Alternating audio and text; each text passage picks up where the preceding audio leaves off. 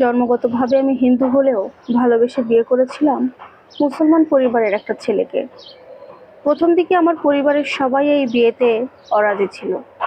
কেউ দিতে চায়নি এই বিয়ে, কারণ এখানে একটা ধর্মের ভেদাভেদ রয়েছে। কিন্তু পরবর্তীতে আমার পরিবারের সবাই শুধুমাত্র আমি ভালো থাকবো, আমার সুখে থাকার কথা চিন্তা করে তারা এই বিয়েতে রাজি হয়। এক পর্যায়ে গিয়ে আমাদের বিয়েটা হয়। খুব খুশি হয়েছিলাম, ভালোবাসার মানুষকে নিজের করে পেয়েছি। খুব ভালোই কাটছিল আমাদের সংসার জীবন। আমাদের বিয়ের যখন 1 মাস বয়স হলো, ঠিক তখন আমার হাজবেন্ড আমার কাছে একটা আবদার করলো। সেটা ছিল আমি যেন আমাদের হিন্দু ধর্ম পরিবর্তন করে তাদের মুসলমান ধর্মে যাই। ওর এক কথাতে আমি আমার ধর্ম পরিবর্তন করে ফেলেছিলাম, কারণ আমি যাকে ভালোবেসে বিয়ে করেছিলাম সে মুসলমান পরিবারের। তাই আমি মন থেকেই কোনো দ্বিধা ছাড়া মুসলমান পরিবারে চলে যাই এবং মুসলমান ধর্ম গ্রহণ করি, এবং ভালোবাসা থেকেই সেটা করি। এজন্য আমি খুবই খুশি আছি, আলহামদুলিল্লাহ। এভাবে না আমাদের প্রায় 10 বছরের সংসার অতিবাহিত হয় সুখে শান্তিতে। এর মধ্যে কিন্তু আমাদের 2টো সন্তান হয়, একটা ছেলে একটা মেয়ে। হঠাৎ করে 10 বছর সংসার জীবনের পর কোথা থেকে যেন একটা কালো ছায়া আমার জীবনে আসলো। আমার হাজবেন্ড একটা কর্পোরেট অফিসে জব করে। অফিস থেকে একদিন এসে আমাকে সরাসরি বলছে, দেখো তোমার সাথে আমি আর সংসার করতে পারবো না। এই কথা শোনার সাথে সাথে আমার পুরো পৃথিবী ওলট হয়ে গেল। এত বছর পরে এই কথা, আমার দোষটা কি?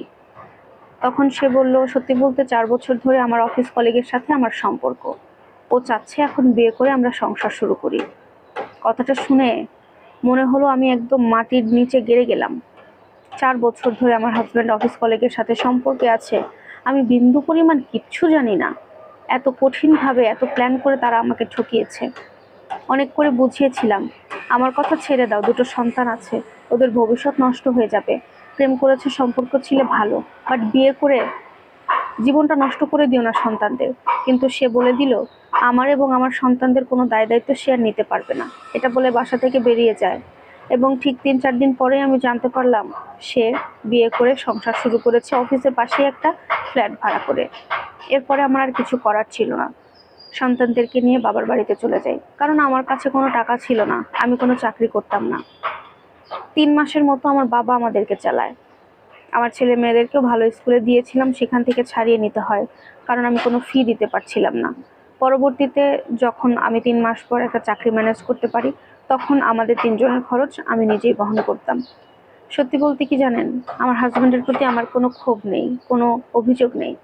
সে যেখানে থাকুক, যেভাবে চায় সে সেভাবে ভালো থাকুক। একটাই আফসোস, জীবনে সারা জীবন থেকে যাবে। আমার তো কোনো অপরাধ ছিল না, আমি তো কোনো দোষ করিনি, শুধু ওকে ভালোবেসেছিলাম। যাকে ভালোবেসে আমার ধর্ম পর্যন্ত আমি পরিবর্তন করলাম, সে মানুষটা আমাকে কিভাবে পারলো এভাবে ঠকাতে, সত্যি আমি জানি না। আমার মতো পোড়া কপাল যেন আর কারণ না হয়।